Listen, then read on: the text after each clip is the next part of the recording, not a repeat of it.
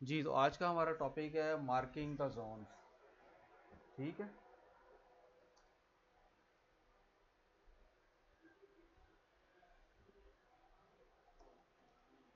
Marking the Jones. Jones को कैसे mark किया जाता है, कैसे इसको जो है मतलब कि देखा जाता है कि कौन सा जोन पे मैंने क्या ट्रेड लेनी है, सपोर्ट और रेजिस्टेंस, ट्रेंड लाइंस और पैरेलल चैनल्स को आइडेंटिफाई करना। ठीक है। तो मार्किंग द जोन्स जो है, समझ लें कि अगर आपको आ जाता है तो आप ट्रेडर बन गए बस। ठीक है ना, समझ लें कि आपकी ट्रेडिंग कंप्लीट, आधी से ज़्यादा जो है ना आपको समझ आ गई है। ठीक है। ये मैंने बिटकॉइन का चार्ट निकाला हुआ है, गोल्ड के चार्ट के ऊपर, चूंकि ऑलरेडी मैंने मार्किंग की हुई है, तो इसलिए आप लोग कोई कंफ्यूजन ना हो आपको, इस वजह से मैंने जो है इसको एक नया चार्ट जो है बनाया है।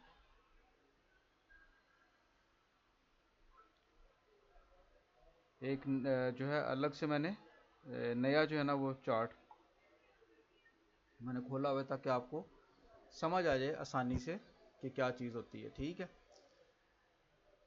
अच्छा, चूँकि हम लोग इंट्राडे ट्रेडर हैं, और इंट्राडे ट्रेडर में हमें जो है सेम डे के ऊपर लॉट लेके उसको क्लोज करना होता है, प्रॉफिट में या लॉस में, दोनों दोनों सूरतों में। ठीक है। तो इसलिए हमें 1 आवर का जो टाइम फ्रेम चार्ट है ना वो ज़्यादा फिजिबल रहता है। 4 आवर के ऊपर भी हम मार्किंग कर लेते होते हैं, लेकिन ज़्यादा फिजिबल हमें 1 आवर के ऊपर रहता है। ठीक है। तो एक आपने करना ये होता है कि चले मैं आपको बताता हूँ कि 4 आवर पे इसको, ये देखें, डेली पे भी हो जाता है, लेकिन 4 आवर पे भी। अब आप मुझे खुद बताएं कि रेजिस्टेंस कहाँ कहाँ से इसको मिली हुई है। ये एक जोन पूरा आपको नज़र आ रहा है रेजिस्टेंस का, ये देखें, ये रेजिस्टेंस जोन है। यहाँ से मार्केट ने ब्रेकआउट करने की कोशिश की, नहीं कर पाई, मार्केट नीचे आ गई। ठीक है। यहाँ से मार्केट ने ब्रेकआउट करने की कोशिश की, रेजिस्टेंस ली, फिर दोबारा नीचे आ गई, लेकिन ज़्यादा नीचे आने के बजाय दोबारा मार्केट ने जोर लगाया और इसको ब्रेकआउट करने की कोशिश की। ठीक है। लेकिन फिर उसको नहीं ब्रेकआउट कर पाई, नहीं ब्रेकआउट कर पाई, 4 आवर की कैंडल है, नीचे आई, रेजिस्टेंस ली और फिर दोबारा से नीचे। सो मार्केट जो होती है ना, इसको जोर लगाना पड़ता है, प्राइस को जोर लगाना पड़ता है। सारी बात है, ऑर्डर्स आएंगे तो जोर लग के वो प्राइस ऊपर को जाएगी ना, तो मार्केट नीचे आती है, नीचे आके लिक्विडिटी ग्रैब करती है। ठीक है। मोमेंटम अपना इकट्ठा करती है, उसके बाद फिर जो है ना दोबारा से जाके तो वो एक अपनी एंट्री जो है ना वो लेती है। तो ये आपकी मेजर सप्लाई हो गई। ठीक है। ये मेजर सप्लाई है। इसके बाद आपकी मेजर डिमांड, ये देखें, ये आपकी मेजर डिमांड पड़ी हुई है, ये वाली, ये आपकी मेजर डिमांड जो है ना, ये जोन पड़ा हुआ है, ये वाला, ये देखें, ये मेजर डिमांड जोन है। ये देखें, मार्केट ने यहाँ से आके रेजिस्टेंस ली है और जोर लगा के दोबारा इसको फिर जो है ना तोड़ा है। तो इसी को अगर हम और ज़्यादा क्लोज करें तो आपको इसके पीछे भी कुछ ना कुछ ज़रूर नज़र आएगा, कुछ जोन ज़रूर होगा इसके पीछे। ये देखें, ये देखें, यही वजह है कि ये एक, ये देखें, इस वजह से ये एक मेजर जोन जो है ना ये क्रिएट हो गया हुआ है। अगर हम इसको पीछे जाके देखें तो होपफुली, अच्छा जी, ये हो गया, ये आपके निकला है मेजर जोन्स। ठीक है। अब अगर आप नोट कर लें तो 1,12,000 जो है ना वो जैसे ही ब्रेक होगा, यहाँ से मार्केट ज़रूर सपोर्ट लेगी, लेकिन जैसे ये ब्रेक होगा तो इसके नीचे आपको कुछ ना कुछ ज़रूर मिलेगा। ठीक है।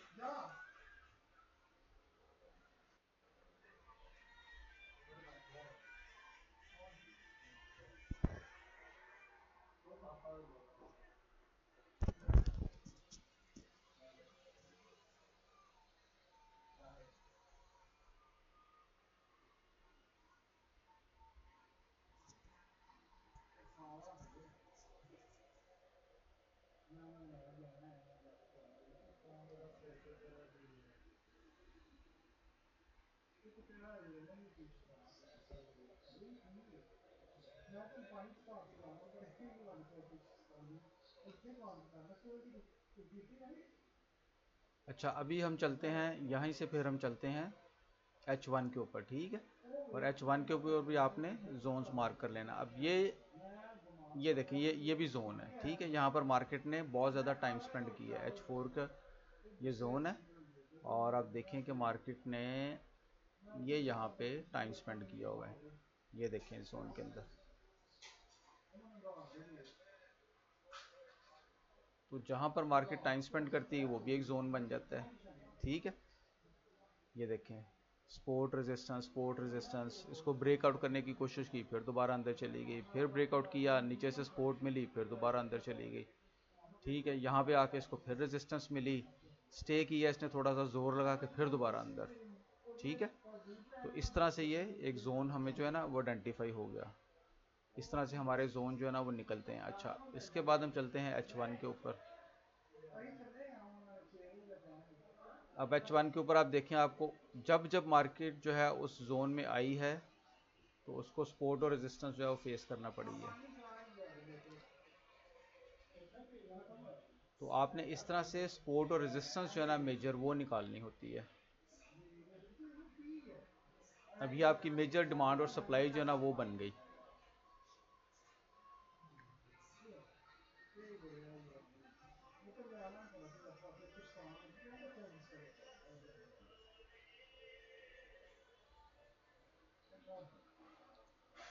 ये 1 आवर का टाइम फ्रेम चार्ट है।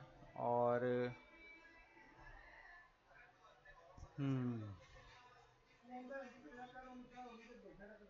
ये भी है कि आप ये देखिए, ये हमने मार्क किया था H4 के ऊपर भी और 1H के ऊपर भी बना हुआ है। तो आप देखें कि यहीं से मार्केट ने फिर से रेजिस्टेंस ली है, तो ये भी हमें एक जोन मिल गया, ये वाला एक जोन। अब गोल्ड पे चूंकि प्रैक्टिस हो गई बहुत ज़्यादा, तो इस वजह से गोल्ड के जोन्स जो है ना वो इजीली फाइंड आउट मुझे हो जाते हैं। ये एक पूरा जोन है, ये देखें, ये देखें मार्केट जब जब यहाँ पर आई है उसने रेजिस्टेंस भी ली है, सपोर्ट भी ली है, ठीक है। यहीं पर मार्केट ने कंसोलिडेट भी किया, टाइम भी स्पेंड किया, एक्यूमुलेट भी किया हुआ है, ठीक है।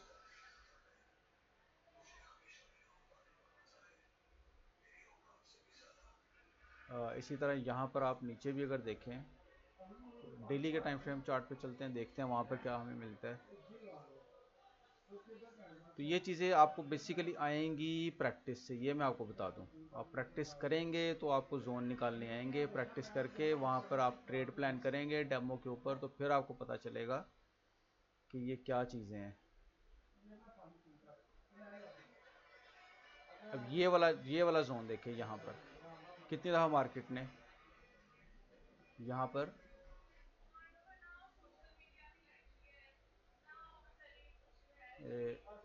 ये देखें, ये मेजर डिमांड जोन है आपका, ये देखें, ठीक है। इसको हम पीछे जाके देखते हैं कि इसके पीछे मार्केट ने इसके साथ क्या किया हुआ है डेली के टाइम फ्रेम पे। ये वाली जो लाइन है ना, ये देखें, इसकी वजह से ब्रेकआउट किया, नहीं सस्टेन कर पाए, नीचे आ गई, ब्रेकआउट किया, नहीं सस्टेन कर पाए, नीचे आ गई, ब्रेकआउट किया, नहीं सस्टेन कर पाए, डब्ल्यू पैटर्न बनाया लेकिन नीचे आ गई थी मार्केट, ठीक है। तो इस वजह से यहाँ पर इसको मार्केट को बार बार सपोर्ट मिली हुई है। तो ये हमारा एक मेजर जो है ना वो जोन बन जाएगा। अब मार्केट 1,01,000 पे 1,01,000 पे है, तो ये 74,000 पे भी इसका एक जोन होना चाहिए कहीं पे, ये वाला जोन, ये वाला जोन जहाँ पर हम इसको मार्क करते हैं। तो यहाँ पर हम देखते हैं कि यहाँ पर हमें इसके मज़ीद पीछे जाके क्या मिलेगा।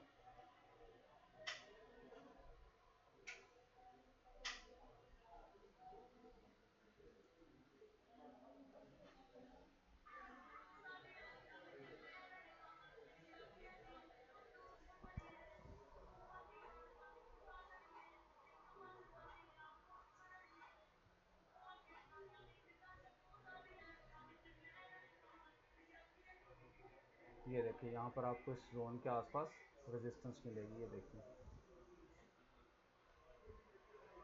तो इस तरह से आपके ये जोन जो है ना ये आइडेंटिफाई हो जाते हैं। अच्छा, ये देखें, ये पूरा जोन है, ये पूरा एक जोन है, ये देखें बार बार मार्केट ने इसको रेजिस्टेंस और सपोर्ट लिया हुआ है। डेली पे आपके मेजर जोन फाइंड आउट हो गए। जब इसके पास आता है मार्केट तो आपने एक्टिव हो जाना होता है। 15 मिनट के ऊपर जाके आपने कंफर्मेशन ले लेनी होती है। 1H के ऊपर आपने जाके जोन्स को देख लेना होता है, आइडेंटिफाई कर लेना होता है।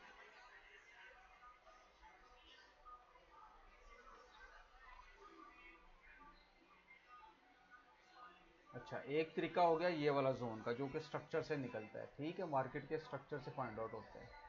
ये तो एक तरीका है, ठीक है।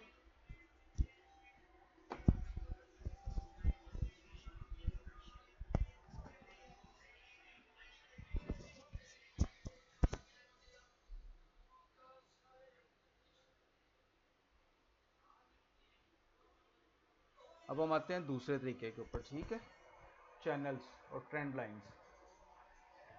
ट्रेंड लाइन, जब भी मार्केट किसी भी एरिए को कम से कम 2 दफ़ा टच करे उसको ट्रेंड लाइन कहते हैं, ठीक है, कम से कम 2 दफ़ा। और ये क्रिएट क्यों होती है? क्योंकि वहाँ पर कोई डिमांड या सप्लाई पड़ी होती है, ठीक है। जैसे कि ये अगर मैं आपको मार्क करके दिखाऊं यहाँ पर, तो मुझे ये एक चैनल भी नज़र आ रहा है और ट्रेंड लाइन भी नज़र आ रही है। ये देखें, 1 दफ़ा, 2 दफ़ा, 3 दफ़ा, 4 दफ़ा, 5 दफ़ा, 6 दफ़ा, ठीक है। ये देखें, तो ये मेरी एक मेजर ट्रेंड लाइन बन गई है, ये वाली। और इसी को मैं जब ओपन कर दूंगा तो ये मेरा एक चैनल भी बन जाएगा। कम से कम 2 दफ़ा ज़रूर इसको टच करेगा, ठीक है। और इसी को मैं एक्सटेंड कर लूँगा।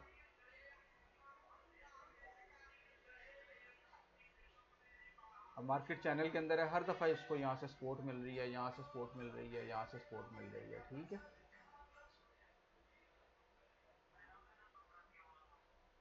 लेकिन जैसे इसका ब्रेकडाउन हुआ है तो क्या हुआ है? ब्रेकडाउन हुआ है और मार्केट ने हल्का सा रीटेस्ट किया है। रीटेस्ट की शर्त ये होती है कि मार्केट कम से कम कोई एक ग्रीन कैंडल बीच में ज़रूर बनाए, अगर बेरिश है तो। उसके बाद देखिए मार्केट ने पूरा नीचे आई है, नीचे आके यहीं से मेजर सपोर्ट लिया और कल न्यूज़ के टाइम पर ये इसका पंप लग गया, ठीक है। इसको हम एरिया को जाके 15 मिनट के टाइम फ्रेम पे जाके देखते हैं कि 15 मिनट के टाइम फ्रेम पे ये क्या कह रहा है एरिया।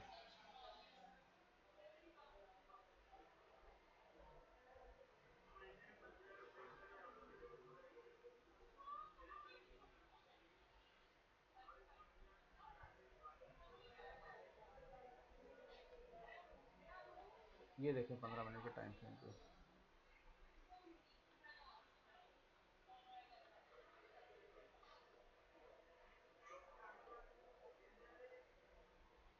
ये देखें रीटेस्ट हुआ है। एक ग्रीन कैंडल नज़र आ रही है आपको? ये देखें, ये 5 मिनट पे भी हो सकता है। 15 मिनट और 5 मिनट पे हमने जाके फ़ौरन, जिस वक्त मार्केट अपने जोन के पास पहुंचे ना, तो हमने फ़ौरन 15 मिनट और 5 मिनट में चले जाना होता है। वहाँ पर जाकर हमने फ़ौरन बैठ जाना होता है तो वहाँ पर क्या हो रहा है।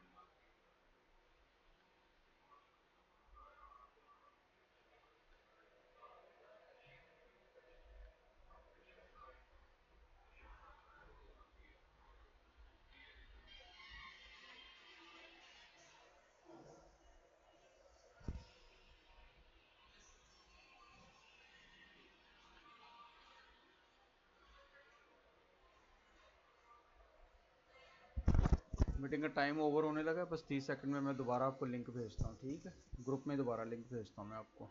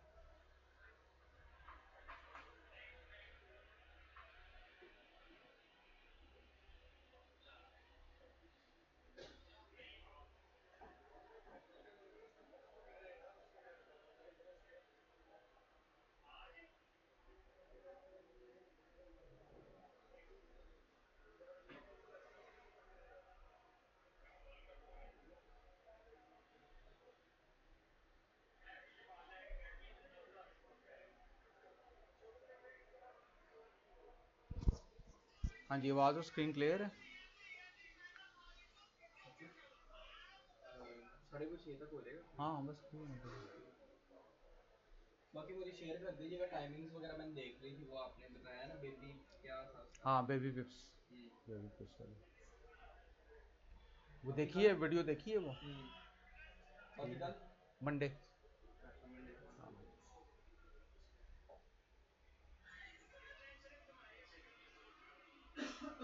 हाँ जी, आवाज़ आ रही है, आवाज़ आ रही है, स्क्रीन क्लियर है।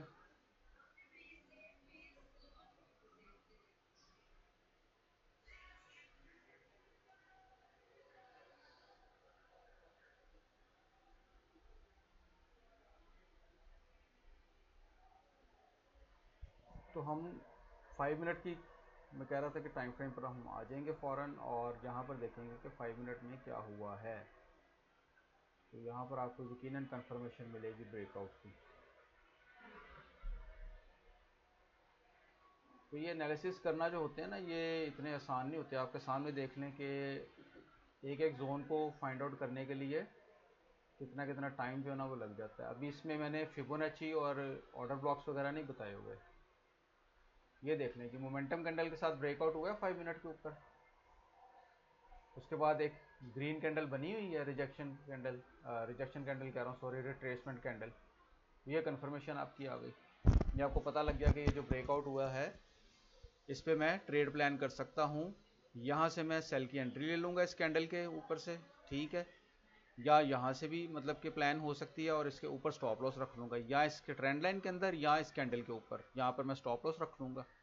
और ये नेक्स्ट जो है मेरा टारगेट होगा, ये वाला नेक्स्ट जो जोन है, यहाँ तक मेरा टारगेट होगा। गो के मार्केट यहाँ तक नहीं आई, ठीक है, आगे शायद आई हो, लेकिन वो फिर वेट बहुत लंबा है। ये देखिए यहाँ पर आके उसने टच किया, तो टिपी आपका हिट हो गया यहाँ पे, ठीक है। ये 5 मिनट का टाइम फ्रेम चार्ट है। 1 आवर पे हमने चैनल मार्क किया था, तो जैसे उसके करीब मार्केट आई आपने फ़ौरन 15 मिनट या 5 मिनट में आ जाना है। बेहतर है कि 5 मिनट में आ जाएं, आपको 15 मिनट वेट करने की ज़रूरत नहीं है। 5-5 मिनट की दो कैंडल्स जो है ना वो आपको बता देंगे कि क्या होना है। हाँ, यहाँ पर जिन लोगों ने बाय का ऑलरेडी प्लान किया होगा, जिस तरह से सिग्नल होता है ना, आप सिग्नल अगर मैं दूंगा तो मैं यहाँ से बाय का ऑलरेडी सिग्नल दे दूंगा। मैं कहूँगा अच्छा यार यहाँ से बाय कर लेना, स्टॉप लॉस जो है ना इसके नीचे यहाँ पे रख लेना। तो इस सूरत में फिर स्टॉप लॉस जो है ना वो हिट होते हैं। सिग्नल का दरअसल नुकसान ये होता है, जिसकी वजह से लोग कहते हैं कि सिग्नल जो है ना हमें चाहिए, और मैं कहता हूँ कि सिग्नल ना लिया करें। तो मैं जो ट्रेड प्लान करता हूँ अपने लिए, मैं तो फिर कंफर्मेशन लेता होता हूँ। ठीक है, यहाँ तक क्लियर है ना सबको?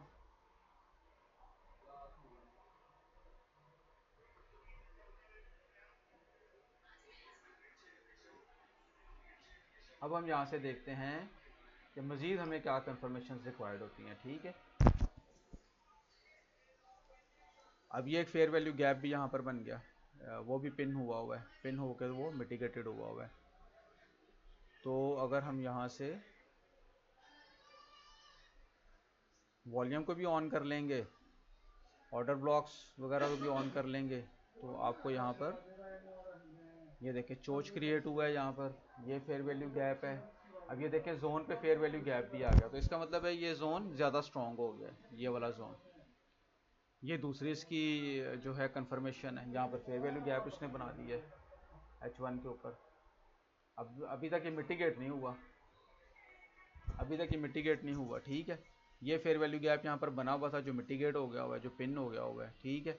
और ये आपका यहाँ पर डिमांड जोन पड़ा हुआ है, ये यहाँ पर डिमांड जोन पड़ा हुआ है, और ये डिमांड जोन पड़ा हुआ है एग्जैक्ट स्पोर्ट जोन के ऊपर, जो हमने पहले से आइडेंटिफाई किया था, मार्क किया था। इसका मतलब है कि ये एक स्ट्रॉन्ग यहाँ पर सिग्नल बनता है 1,12,532 से, और 1,11,000 के ऊपर स्टॉप लॉस है। और यहाँ से आपको मार्केट अच्छा खासा जो है, अगर चलने पे आए सिग्नल, तो 1,16 का आपको आराम से टारगेट ये दे सकती है। इस तरह से सिग्नल बनता है, ठीक है। और यहाँ पर ये सेलिंग की कैंडल भी ऐड हुई है, साइन ऑफ वीकनेस भी ऐड हुआ होगा। तो इस तरह से हम लोग जोन को आइडेंटिफाई करते हैं, जोन को मार्क करते हैं, ठीक है। अब क्वेश्चन जो है ना मुझसे पूछ रहे हैं, ग्रुप में पूछ रहे हैं मुझसे क्वेश्चन, ठीक है। मज़ीद में इसमें आपको ना फिबोनाची रिट्रेसमेंट आती है, लेकिन जिन्होंने पढ़ा है उनको पता है, जिन्होंने नहीं पढ़ा उनके लिए मुश्किल हो जाएगी, फिबोनाची मार्क करना मुश्किल हो जाएगा। आप लोग सिर्फ स्ट्रक्चर के ऊपर सपोर्ट, रेजिस्टेंस, ट्रेंड लाइन और पैरेलल चैनल 4 चीज़ें मार्क करना सीखें, तो आपको ईजीली इसकी प्रैक्टिस करेंगे तो फिर आपको जो है ना आगे चीज़ें समझ आएंगी।